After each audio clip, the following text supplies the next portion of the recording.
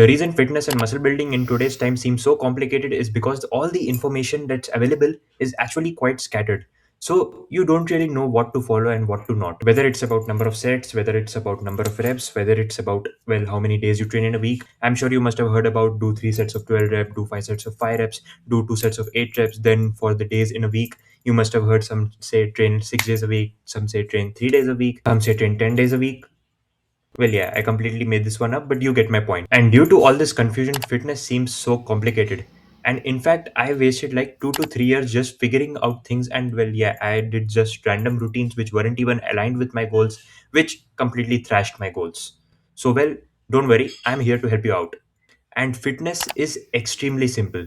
Just give me a chance. So, first of all, let's talk about how many days in a week do you even have to train to get buff. So, well, this is actually really simple. You only got to train 3 days a week to get buff. But hey, if you're a beginner in this journey of muscle building, you might want to train more than 3 days a week because at starting, your body is actually quite quick in adapting. So, just to help you understand in a simple manner, at the start of a journey, the reason your body adapts so fast is because you basically are lifting really light weights at the start. I mean, if it makes sense, a beginner obviously lifts light weights.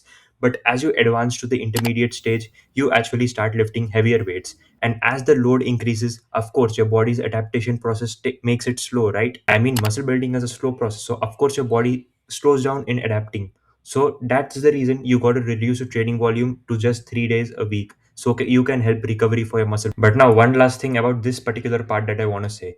You can actually still train 6 days a week if you like and still build better muscle than training with 3 days a week. Now, what method am I talking about? Well, this method is my training program, which is well basically explained in this video. Well, it's just my training structure. So if you are interested, you can definitely check this video out. But yeah, if you just train 3 days a week, that's as well more than enough and it will actually give you great progress. Now, well, now that I've told you how many days in a week you got to train, let's talk about how many hours in a week you got to train. So, in those 3 days in which you're training, you got to do just 1 hour of training. So, yeah, that's literally just 3 hours a week of training. Isn't that crazy? Now, before moving to the next point, if you have reached this part of the video, you got to like and subscribe because, well, I'm going to be sharing a lot more informative content. And as well, I'm going to be sharing my own journey of progressing in this channel. Now, the next point, this is about maintaining a basic physical activity. Now, hear me out. I just told you you got to train 3 hours a week. But you know what? Even on the other days when you aren't training, you have to maintain a decent physical activity. Now, hear me out. If you actually want to recover between your workouts, you can't just expect to lay all day around and well just recover, right? I mean, your body needs blood flow to recover. And how do you get that blood flow? That blood flow comes by maintaining a decent physical activity. Now, by decent physical activity, I'm not telling you to just hop into the gym and do some high intensity workouts. All you got to do is maintain 10,000 steps. That's just enough. Now, this is going to be the final point, which is going to help you get buff. And this point is about supplementation and water intake. Now, who requires supplements? Anyone who ain't able to complete their nutritional intake requires supplements. Now, in terms of getting buff, well, let's just get straight. You all you need is protein and creatine. Now, hey, if you are already able to complete your protein and creatine intake, that's great. But most people aren't able to. So, well, you definitely got to invest in some protein powder and creatine. Now, just to give you a measure of how much protein you should be taking while working out.